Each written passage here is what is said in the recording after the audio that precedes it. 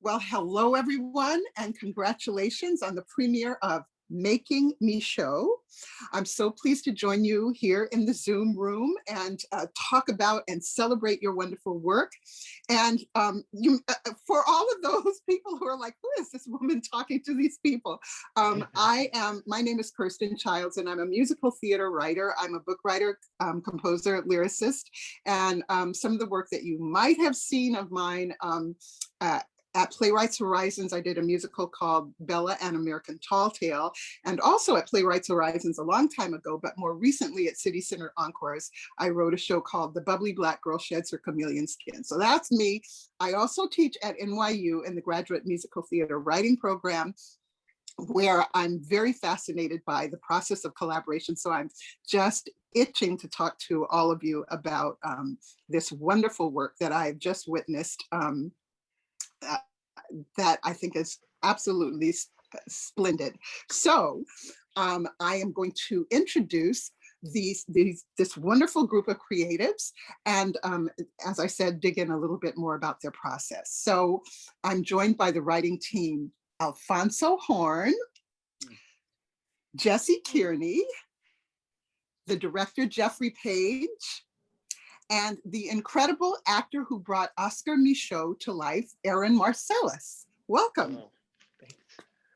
So actually, I'd love to start with the writers, who I'm told began work on this script in the fall, just back in the fall.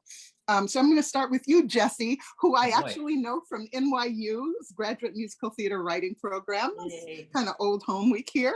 Can you start things off and tell us a bit about the background of the project, how you discovered Oscar Michaux, and what did you find inspiring about his work?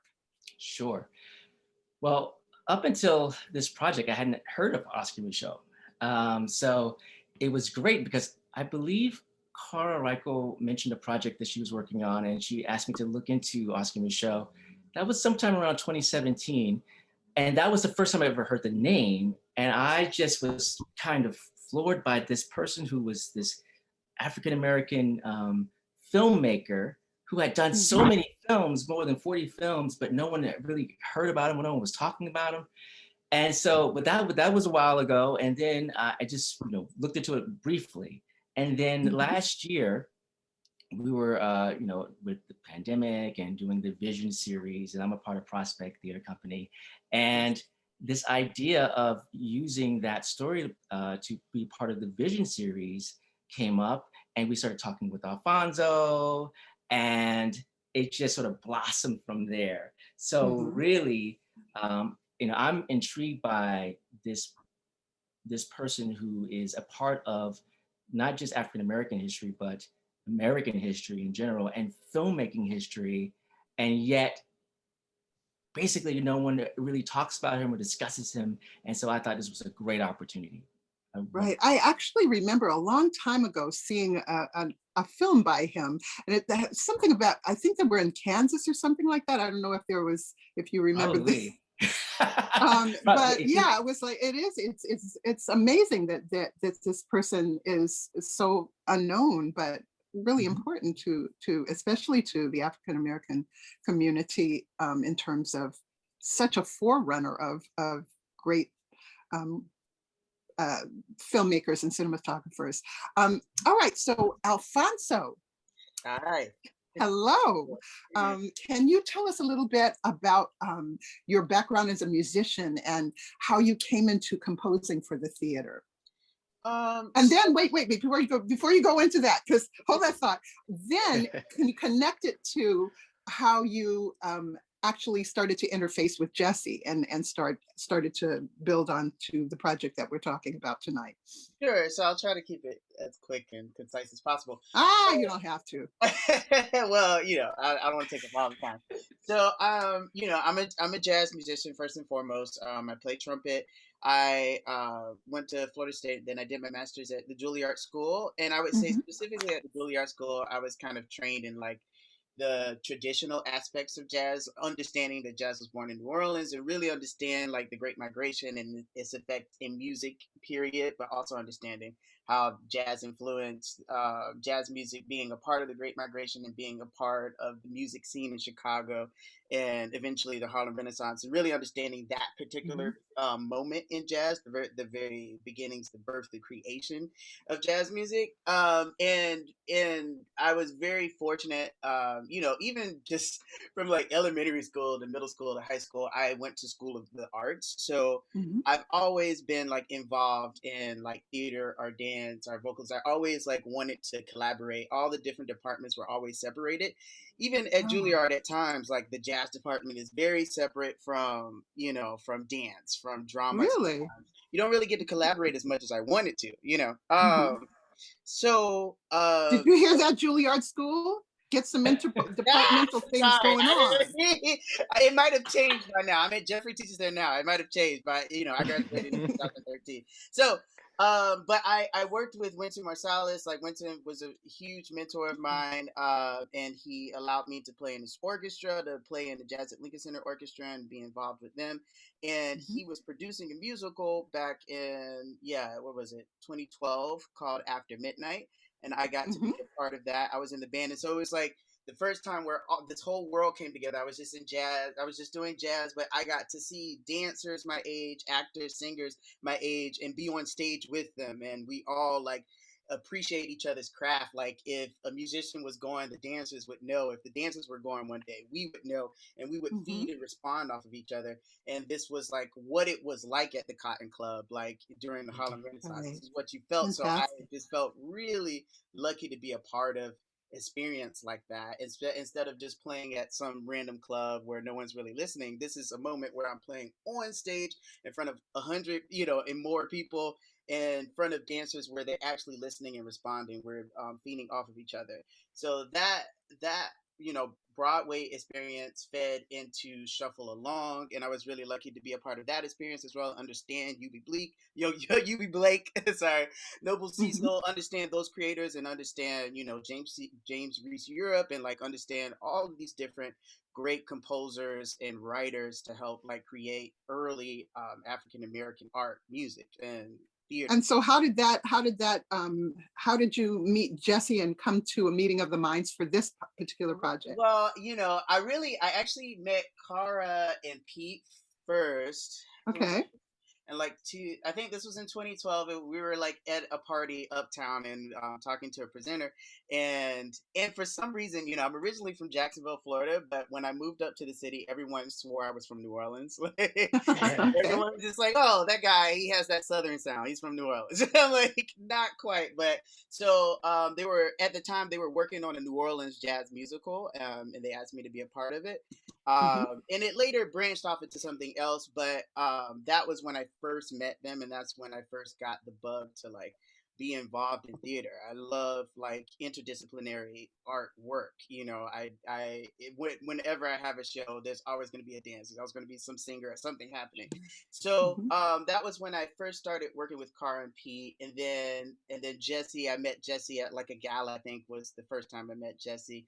And actually, Cara mentioned this project a couple of years ago. We've been talking about this for a very long time, Mhm. but I in the beginning I was just coming in as like, oh, kind of like an advisory type of, like to understand like, okay, well, this is late 1910s into 1920s of like understanding jazz in Chicago at that time, Mhm. but for various reasons, I'm very fortunate and grateful to be a part of the actual creative team and composing the music, and it was a great learning experience for me. And did I answer everything? I don't know. Yes, I think, well, actually, you absolutely did, but I'm going to just sort of backtrack a little bit and ask Jesse, when first you two met, what was the thing that made you all realize that this was the way you were going to approach this project? Okay. Well, first off, I had, like you said, I met him and I witnessed him playing, and I witnessed the music of Alphonso Horne, Mhm. and so I was in awe. And so I think for me, I realized just how amazing the music was going to be. And so I It think we really talked. is terrific. It Yeah, really is. I was just listening to it. It just takes you to another plane. Amazing. I'm sorry, go ahead. no, I agree. I 100% agree with you. So I knew that. So I said, okay, I think we had a lot of conversations about how we would work together, about how we would incorporate, because we knew we had certain restrictions, doing with COVID restrictions and so forth. So we were like, okay, what can we do with what we have at this period of time that would work around the restrictions? And so I think what we really started to do was figure out, which comes first, how will we work together, how will we throw out ideas. But we met through Zoom, and I think Zoom really helped us because we were able to sit, have a meeting, have Cara there, talk things through. I would write a couple of things, then Alphonso would take it, and then he would bring in some things, and then I would be sort of in awe of what he brought in. So that's like, oh, I gotta step my game up and then write some better lyrics. And so, it was one of those, I think, I think it flowed pretty well, Alfonso. It was more a sense of what we're going to cover and what because there was such a big swath of information about Oscar Micheaux. I think pinpointing the exact moment was probably the toughest for us. But we came to this moment of this is the turning point in his life where he's going to start making movies, and I think that was the right moment. But I think that part was the hardest part, and then really coming together is just listening to music that he brought in. I would try my best to come up with some lyrics that I thought were worthy, and then we go back and forth. Fantastic. And now, Jeffrey, we come to you. What drew you to the script for this project? What drew me to the script? Well, what made you feel that was a story that needed to be told now? I feel like we this narrative that that Black people don't have much to say, and when we do speak, it's not worthy of rigorous scrutiny and a slow read. I was really interested in that. I was interested in the expressionism and the impressionism of Black stories, taking Black stories out of a naturalistic and realistic space and actually allowing Black stories to live inside of a dream world. And so reading the script, I immediately received that I received the feeling of that from the script. And so that was tremendously striking. I thought the writers were so successful at putting something that was very visceral on the page. And then when I heard the music, it just took it to another place and another level. So I was really interested in creating something that was not realistic, creating something that had hints of a universal appeal to it, but dreamy and at times scary and whatnot. So that's what I was really interested in. And the first person that popped in my head that I couldn't get out of my head was Aaron Marcellus. And like, I was like, he has to do this. I know he has locks, and I know he doesn't look like Oscar Micheaux, and who cares? Right. Like I want to really understand the spirit of the piece rather than this piece that rather than something that a mirror might reflect. I want to understand who Oscar Micheaux would be inside of his dreams. And so I couldn't stop thinking about Aaron for this piece. And so I just became a huge fan of all of these people, Alphonso, Jesse, and Aaron. and Kara. I think Kara of Prospect Theater, she is a masterful producer.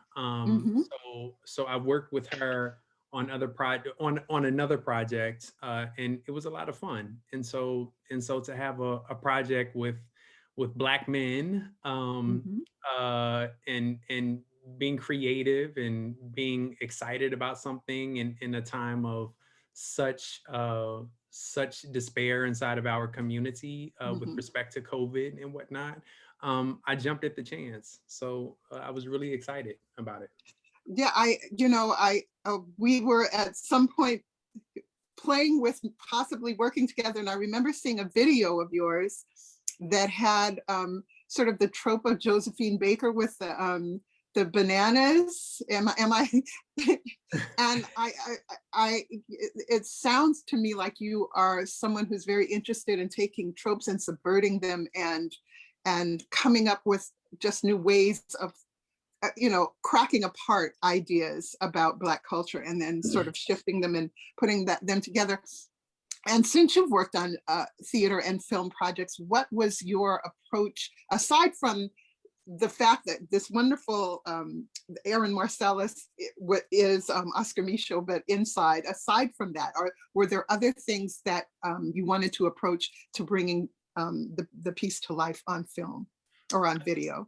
I think seeing the spirit of someone who reminds me of Tyler Perry was really important. I think interesting. Tyler Perry gets a lot of he is scrutinized a lot by the academics and so on and so forth, and but I think there is a gift there when we actually crack open the dream and we see the mind of what's happening. And so Oscar Michaud, he really reminds me of Tyler Perry. Interesting. And to see and to see that kind of mind at its beginning, at the precipice of anger. Anne Bogart is a dear mentor of mine, and she has this saying that in order to create art, the ingredient is anger. You must be angry, and so to see Oscar Michaud at the precipice of his anger, and taking him into this life that he did not imagine for himself, like right in the center of what that is. I think that was really stunning for me. And I think that oftentimes we like to see the end result, and we don't often see the process or the beginning. And so to show those two points of view, for me, I think they were powerful to kind of dig inside of and understand from a different lens, if that makes sense. That makes perfect sense. Thank you. And now we get to you, Aaron. My goodness. And can you share a little bit about your own background as a performer, because you did a fantastic job in this video. Thank you. Really thank inspired. you so much. Thank you. I just want to say, before I even get to me or any of that, thank you. I'm so happy to be here. I'm so happy to set up my ring lights, sit in front of my cool wall, and talk to people in this pandemic. So this is very cool. I'm originally from Atlanta, Georgia. I grew up, in the Bible Belt. So singing gospel was my first anything that I knew about performing, because church, you had to have a little bit of performance aspect to it, or you wasn't giving God your all. So that's where I learned how to strut my stuff. And I got bigger dreams as I started to go. My brother and I were theater kids, and we loved musical theater. So we went to the biggest performing arts school in our county there, and then I was signed as a gospel artist, and I switched genres, and then I went on American Idol, and then I moved to New York. And I had already been dancing a little bit, but I wanted to really throw myself into the community. So tap dance is a huge love of mine, although you can't tell because I'm not as good at it as I should be. But I do tour with a magnanimous tap dance company, Doran's Dance, the multi-form tap dance Oh, company. sure. Did they do Your Arms Too Short to Box with God? Were they part of that at City Center? Not Your Arms Too Short. We have done Don't City Bother Center. Me, I Can't Cope. Don't Bother Me, I Can't Yes. Cope. I Yes, think, yes. yeah, but I wasn't there I wasn't in that show, but I'm one of their Okay. co-composers, vocalists, and so that they were sort of my into theater in New York City. Okay. I've done off Broadway. I haven't been on Broadway yet, but it's coming if it ever comes back, God willing, you know. But I don't know, I've been doing all these things. I'm a singer-songwriter. I have a band called the Marcellus Collective, which we have an album coming out in a month or so. Too And bad so you I've haven't been busy. Yeah. I've been busy building, you know what I mean? Yeah. Yeah. I just been doing a lot of different things. My journey in New York City as a performer has been kind of all over the place. Because I, as a person who has ADD, that's my performing habits. I just kind of get in everything and just try stuff. And before I know it, when someone is asking, what do you do? I just start saying all these things like, oh yeah, I did that too. But it wasn't like an initial dream. But so now, had you heard of Oscar Michaud before this? And if so, or if not, how did you approach this role? you know, I had not heard of Oscar Michaud before then. When Jeffrey mentioned his name the first time, I think my response to him was, I think he's in there somewhere. I may have heard his name way back, but I'm not so sure. And I felt bad about it. I never like to, do anything and not study, or if the person is huge and I didn't know, I'm like, where was I? And he said, don't worry, it's not, he's not very well known for the substantial work that he, created.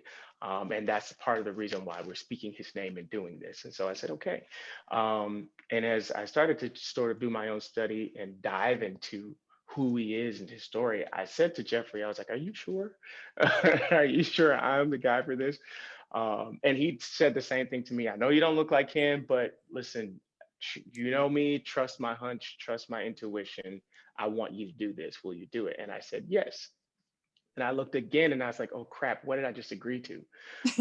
Especially knowing Jeffrey Page. He's one that likes to just pull the best out of you and make you uncomfortable. So the process was unnerving, it was uncomfortable, and it was scary from start to finish. That sounds really good. But not because here's the thing, not because of any one person or thing. It's just that it was my first time doing something to carry something like this. And it's also not a story that was, made up. This is someone's actual story being told. And I was just like, man, I don't know if I'm cut out for this. Even when I sat actually in Jeffrey's kitchen right across from him there when we were doing some sessions, and I literally in the middle of our working through the book said to him, I can find somebody else if you need me to. And he's proceeded to curse me out and said, like, get yourself together. Good on you, Jeff. We're here now. And I believe in you, and just work it. And so, and I'm a good cusser too. So he's fluent in French. Little cussing sessions going on in here. But I honestly was like, I really wanted to do it some justice. He's so valuable to what we see now in film. And just, I feel like to do justice to his part of our continuity was a huge thing. So I was I was honored to do it. So, when I watched it, I think my favorite moment of watching you was as the character was watching Birth of a Nation, there was something where it was like, okay, enough, just shut this off, Is there a part in the show that really spoke to you as Aaron Marcellus? Absolutely. And I didn't initially see it. I couldn't find that connection. I was sitting with Jeffrey and he's like, let's put you in here. And I was like, how do I do that? We argued for a good minute. He was just stop for a second and just like, put yourself in this. And it got to the point where we're telling the part of the story where Michaud is very angry. He gets to the fed up point. It actually starts there, essentially. And I'm like, well, Jeffrey, you know me. I'm kind of even tempered. If I get angry, like the first thing I'm not going to do is yell. I would never like do that. And he's like, well, what in your life has happened that makes you feel like that? And I kind of always take myself out of it so that I can do. He said, I don't stop doing that. Put yourself right in the middle of it. And so situations like one of the lines that he says is, you know, he went into an office and they let him walk out without closing the deal. You know, these people that were supposed to believe in him and support him and stand alongside him and understand him and undergird him and cover him, basically left him hanging. And I have experienced that with managers and agents who just didn't get it or didn't see, you know, couldn't see me and let me walk out without closing a deal. And then on juxtaposition to that, watching other people who I know I can do this thing, I know I can do that, or I've worked for this, and see people, you know, receive accolades and basically not in a jealousy thing, but like, I'm here to do this. Why is it that I'm not able to get to where I want to go? That's a frustrating thing. Even like, you know, the Grammys were on last night. I'm like, man, I actually went to the Grammys last year. I'm an artist. When am I going to get on that stage? All of those feelings I started to pull out and to channel Michaud. And so I was able to, just for a day, Jeffrey said, just don't think about him and what you have to say. Think about you and the story. And so for 24 hours, I literally said, Mr. Michaud, speak to me. One of my friends who's a brilliant actress, her name is Felicia Boswell. She said to me, just let him talk to you, because he has a way that he wants to tell his story. And you are blessed to tell his story. And so what I literally did was, I just said to myself, this scary feeling, this unnerving feeling that I have, no control, is actually what I need to let him speak and it not be me. And so it was a transformative experience for me from beginning to end.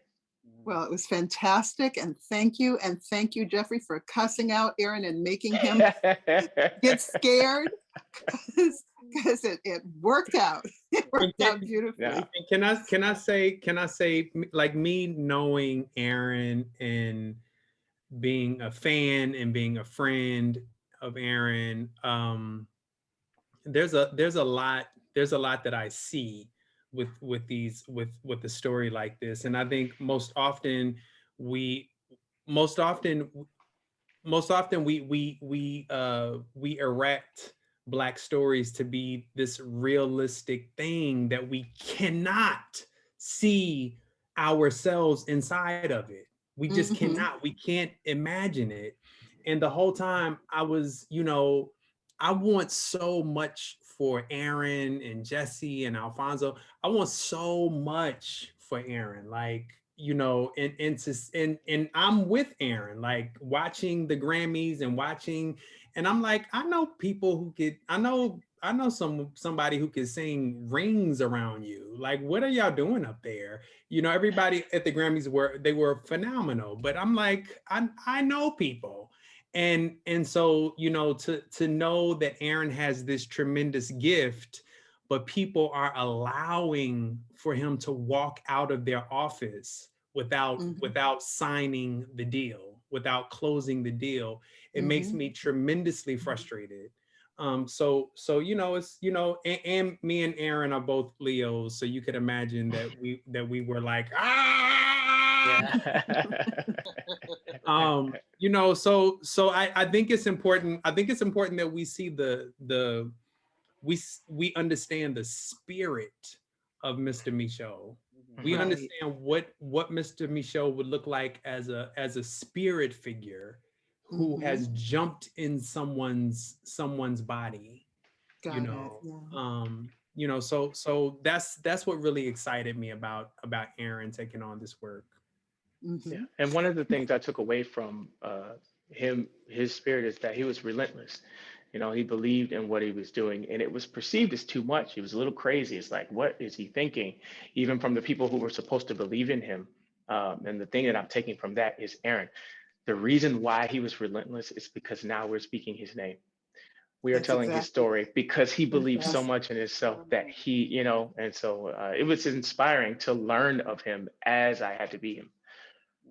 So now, Jesse, you studied musical theater at NYU, but you've also gone on to be an entertainment lawyer, to found a streaming media network for theater.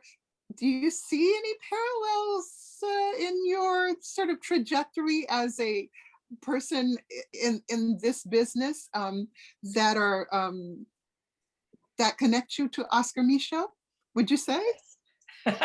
Yes, yes, even more yes. I think that's also one of the reasons why I was drawn to the subject, is because there's an entrepreneurial spirit, and I think it's tapping us all really, because we're all artists, and there's a little bit of that entrepreneurial spirit in us all.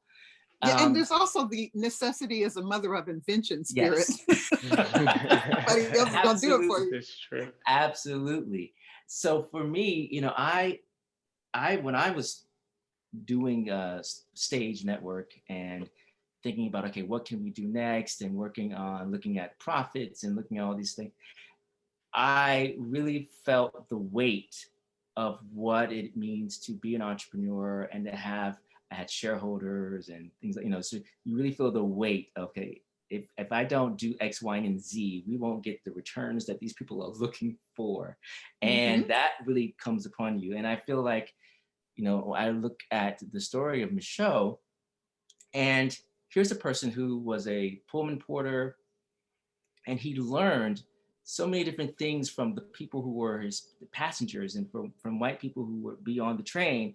And he learned about homesteading, he learned about business, and he put those things into use. He became a novelist. And he was a novelist before yes, this. Yes, he was a novelist, and he wrote these stories. And some of those stories, like The Conquest, became his movies, like The Homesteader. Okay, so he would take the novels and then make them into movies later on. But he would travel as a novelist throughout town, and kind of like, when people were selling things from their trunk, or, getting out there and really promoting his own work.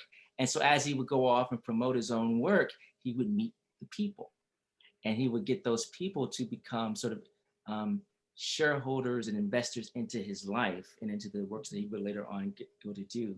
So that was really sort of, he's learning business, and he's learning how to connect with shareholders, and learning how to raise money and put the money to good use, and where to cut and save a dime in order to make profits later on. So he was very much into business, and that became something that very much touched me as an entrepreneur, and sort of seeing, okay, here's a person who's constantly thinking, constantly coming up with the next invention. What is the next movie? And, how are you going to one up what you've just done? And some people say that, he fell into sort of doing things by rote later on. But I don't see that. I see him continuously trying to do the next thing and the next thing and the next thing. And I really feel like he pushed a lot of conventions as well. But that spirit is someone who's not settled and not content with just being one thing, but can see the whole breadth of what he had to offer the world. So yeah, I connect with that. So actually what I'm getting from this is that everybody that's involved in this collaboration is wearing about 10,000 different hats, just as he was. And now, so we're going to actually come back to you, Alphonso. You're an amazing performer. You're an amazing composer. You put together this fabulous band. And I'm just curious, what do you see as the link between Oscar Micheaux and the world of jazz, the incredible world of jazz that you have dreamed up? Well, yeah, I mean, Oscar Micheaux is, Oscar Micheaux is the heart of jazz to me. Is how so? Improvisation. It's improvisation at its best, which is taking what is around you and creating something new spontaneously in the moment. And that's literally what he did. Every moment, taking something, that you wouldn't even think of. There's that story of him. There was someone coming down, and Jesse, you can correct me. that someone was coming down to audition, and as she took her fur coat off and to audition, and then he used that as like photography for like Right. another film that he was working on. Yes, Just like exactly.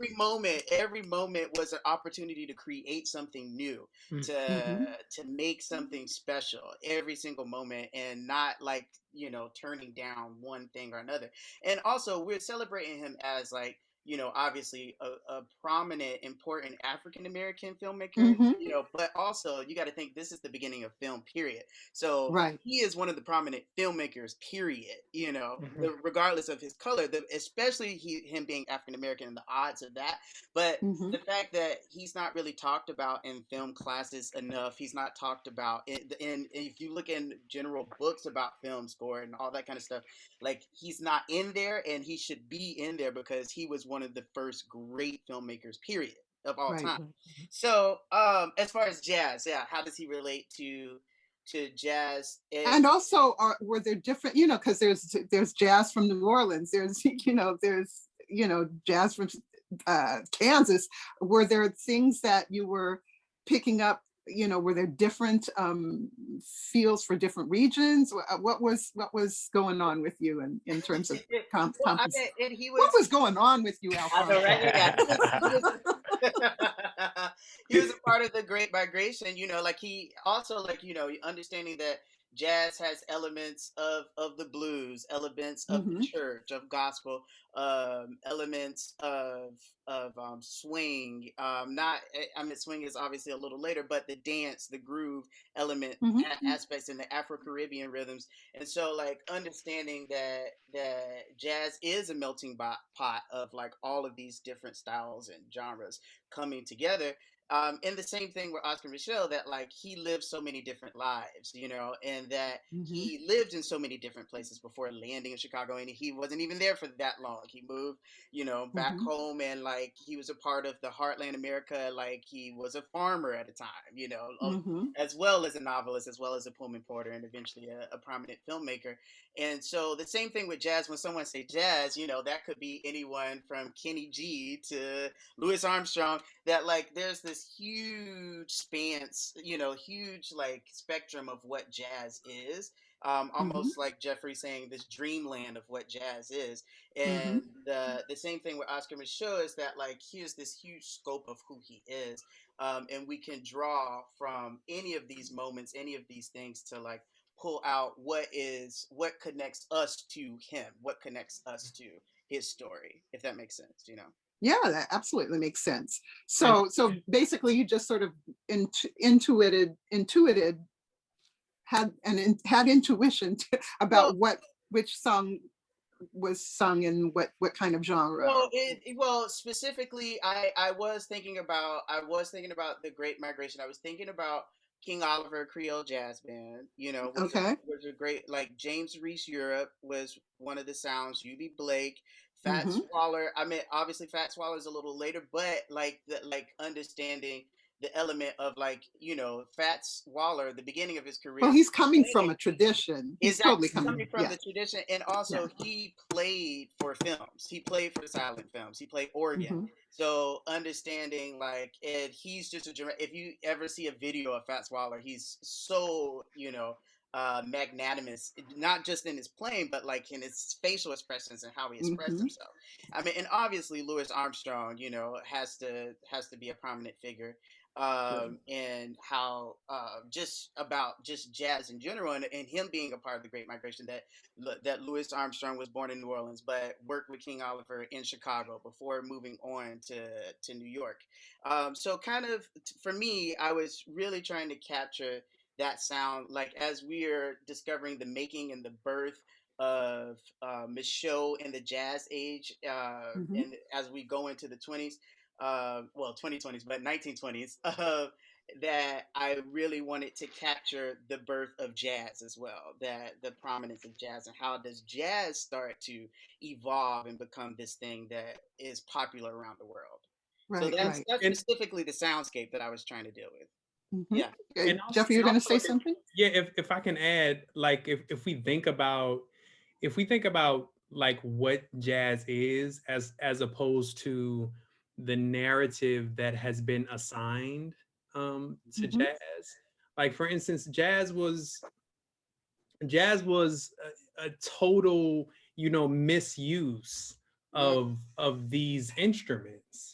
Like, of a trombone, for instance, when, in New Orleans, when a lot of the quartets were forming down in New Orleans, like the folks in Europe hated, like they cringed because Oh, sort of like rap. Way it was like, that was my point. My point is it's a total misuse of, like, and misuse is the wrong word. I should say a signifying, in the words of Henry Louis Gates. It's a signifying of and a turning of this thing, and it's a recreating of this thing. And when you look at it from that lens, you see Oscar Micheaux and people such as Oscar Micheaux and people such as just black form and art in general. You see that all up and down. What is hip hop? Hip hop is two turntables that were not meant to be playing at the same time, that ended up being played at the same time, and then a scratch happened, and then the break beat happened, and so on and so forth. How is that different than jazz? How is what they're doing in Compton with crumping and clowning, how is that not different than what happened with jazz? And how is that so different than what Oscar Micheaux did with this new instrument that he had, and this woman taking off this coat and him capturing it and him repurposing him actually signifying upon it? Like how, so if we actually open it up, I feel like back to this idea of, people like to keep black thought and black ideas in this tiny little container, when it truly deserves to be looked at and understood in a much bigger lens. It's a dreamscape. So who cares if Oscar Micheaux didn't have locks? Who cares if Oscar Micheaux didn't even know what jazz was? That's not the point. The point is we're talking about a dreamscape. We're talking about, something so much more profound and so much bigger. And we're talking about a lens in which Black art should be looked at. This is the same issue that Oscar Micheaux was going through, why he couldn't land a deal, because people couldn't understand how big his mind was.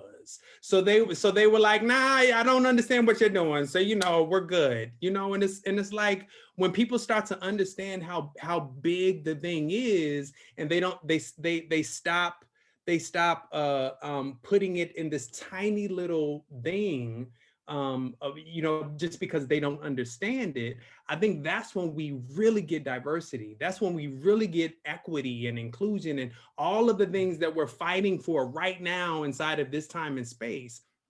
So I feel like jazz and hip hop and the blues, it's the perfect thing to put onto this, because I feel like he's the representation of it. Well, I have to just say one thing, and then I'll get to you, Jesse, that I saw at the Museum of Modern Art, a old silent film with Burt Williams, where he was the lead. It was like a romantic comedy, which, he had to wear blackface, but he made sure that nobody else in the piece wore blackface, and it was actually a very sweet romantic comedy. But in the middle of it, they had a dance, and they were doing the Soul Train line. They were doing the cakewalk, but it was the Soul Train line. So there's a continuity all over, I'm sorry, Jesse, I didn't mean to cut you off, but I just wanted that was to great. That's basically, I mean, I want to just echo what Jeffrey was saying and what Alphonso was saying, and the idea of jazz being a part of his life too, because part of Oscar Micheaux's life, because he really did reinvent himself in each thing he did. And so a lot of those movies and a lot of the novels were about his own life and fictionalized, his life. And then the movies were a further fictionalization of that life. So he sort of reinvented himself multiple times, and sort of, you could say, well, he's telling his own story but a different way this time, and then a different way this other time. So a lot of what he was doing really is sticking to a theme and then improvising around that theme and changing different things about his own life. So, and there we go, jazz. And there it is, right there. So now, Jeffrey, oh, go ahead. And I would say it's one of the main points of me fighting so hard for someone like an Aaron Marcellus, because Aaron is able to speak through his voice with urgency. He's able to speak inside of music with a sense of urgency. He's able to tell this beautiful story that Jesse and Alphonso put together with a sense of urgency inside of his voice, and to be fully present and inside of a moment, inside of a jazz context, and living in the present moment. So that's what's so fantastic about just this idea of it, you know, whether good, bad, or indifferent. Just the idea of it is so stunning, in my opinion. One last question, and I'm going to throw it up in the air, and anybody can answer it. So, their music, theater, film, you all have coalesced that into one piece. What are the, I guess, what are the similarities and differences in working this particular medium as a complete musical theater piece, or yes, music theater piece? Jeffrey. But actually, the question was supposed to go to you, but I was like, it's the last question, so I'm going to throw it to everybody. But now, see, there you go. It's like it's supposed to be. Well, I remember I was working with Aaron, and y'all, I don't know who's going to see this, but my kitchen is just a mess, so don't judge me too bad. I said, Aaron, why does he go from talking to singing? And so we kind of stayed with that for a second. And so it's this idea that we start to zoom in closer and closer and closer to humanity, to the human spirit, like things that I don't know how to say with my words, that are colors and textures that can only be heard inside of a frequency. I begin to do those things inside of a frequency, and then I zoom in more, and then I start to move my body because I can't even figure out the frequency. And so I believe that musical theater is a beautiful cohesion of all of these things, that are so poetically astute that you can speak with words, and then things that are behind the astuteness, the mask, where it's like I don't have the words for it. I can only sing. I can only give you frequency. And then things that I don't even know what the frequency is, but it's embodied in my bones. So I think musical theater is that perfect cohesion of all of those things. And then how do we get it to video, to the visual? Now the visual, that's a whole nother other situation, because yes, it is. The visual, I feel like what people have to understand about what video is. Video is literally 1 million photos that are put together, and they create a moving picture. It's why we call it a movie, right? So when we start to understand a story in silence, when we start to understand a story, what's the story of this person with their head down, and they make this face, and their hand is doing something, and we capture that in a photo. That's something stunning about that. So the cohesion of us actually being in a proscenium space and capturing it inside a video, I think it's something really stunning about that. It's something stunning about finding musical theater, you know, this proscenium kind of form that has zoomed in into understanding a greater mise en scène of the picture, of the story, of the moment, right? And then creating all of these different pictures and pictures. Every single second, there's a new picture. What does this picture do for you? I think that's how we lead into video. I think it's one of the reasons why I'm slowly kind of getting zoomed out of like all of the Zoom plays and all of that, just because if the thing is not leaned into, if the form is not leaned into, then I question how are we actually adding to the form? And it's the big question that I asked for Alphonso and Jesse is okay, we're doing this thing, we don't have a live audience. So who is Oscar Micheaux talking to? Like what the video has to capture this. So we have to understand who is he speaking to.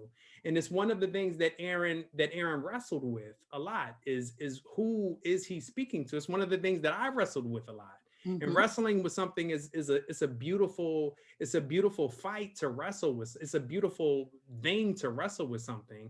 And I think Jesse and Alphonso came up with something, after really dealing with that question of who is he speaking to, that deals directly with video. It deals directly with how do we coalesce and amalgamate something that is an empty theatrical space. And we're zoomed way in, so we see something. We see both the facade, and we also see the blood of the human spirit. We feel it and we see it in a different kind of way. And can I say? Yes. Who's that? No, I just want to. It's Aaron. I just wanted to add to that, Alphonso. Man, just because. You're number one. I'm a new fan. I didn't know who Alphonso Horne was, and another person I was like, nah, I ain't never heard of this dude, but he's amazing. But I just want to say he helped me to find Micheaux's voice for me because I was able to sing through it. I was able to, and I mean, the music is quintessential and classic, but very clever. And I was able to attach myself through melody to a lot of those points. It was beautifully written, and I just appreciate him as a musician and a composer. I don't even know if you know that was the way that I was able to actually stand in it and be like, I can do this, because the music was so strong. I searched for his voice, what he would sound like. I kept asking Jeffrey, there are no videos of this guy, like not even a sound bite. I couldn't find anything. What did he sound like? What were his isms and schisms and like nothing, but the song spoke to me so that I was able to like find a breath through that. So I just want to say thank you, because it all worked together as my love for theater, my love for film that I'm trying to get into, and as a performer, this was my connecting point. Yeah, well, and it was totally easy agree. to connect to. And I totally agree. And I will say also that the lyrics that you spoke and sung were so, first of all, they were so visceral and so to the point. And what's the word that I'm looking for? And I'm a lyricist and the words escape me, but they were spare. That's what I want to say. They were spare and they gave you exactly what you needed to say. So I'm so impressed with all of this. And I think it's particularly apt and beautifully apt that this musical was a video about a videographer. So on that note, it has been such a pleasure to talk to all of you, as well as to see this beautiful piece that you wrote. And I wish you much success. And I am so thrilled to have spoken with all of you. And thank you so much for taking this time. As we close out, Alphonso, as the credits roll up, can you tell us a little bit about this fabulous band that was part of this wonderful journey? Well, the whole team was just a pleasure and an honor to be a part of. Like, I'm a huge fan of Aaron, a huge fan of Jeffrey, a huge fan of Jesse, and Cara is just an amazing producer, and just the whole team. It was just like, we were in the middle of a snowstorm, and it was I was so happy to be stuck in a building with all of these people. Because I'm sure all of us have been a part of things where we're like, okay, can we get away from this person right now? I need some space. But I was just so happy to be around these people, and like that's the number one decision when I'm trying to choose a band or choose a crew or whoever, is that, like, we're very lucky to be in New York with some of the most talented people in the world. But beyond that, who are these people as people? Like, and can I vibe with them? Can I go on a tour with them? Like, are they easy to get along with? And I remember Jeffrey coming into the green room being like, y'all hang out a lot, y'all know each other.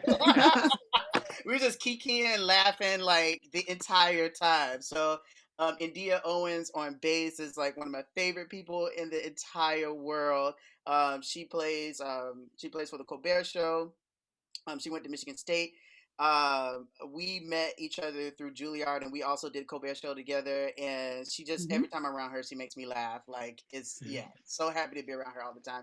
Same thing with Matisse. Met him through Juilliard. And phenomenal pianist, phenomenal composer as well. And then TJ Reddick is from my hometown of Jacksonville, Florida, on drums. So he's like my little brother.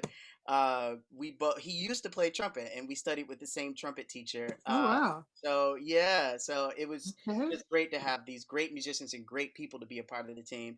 Also, Kevin Hurd doing the sound engineering, really great human being. We worked together on that jazz musical that I did through Prospect a couple of years ago.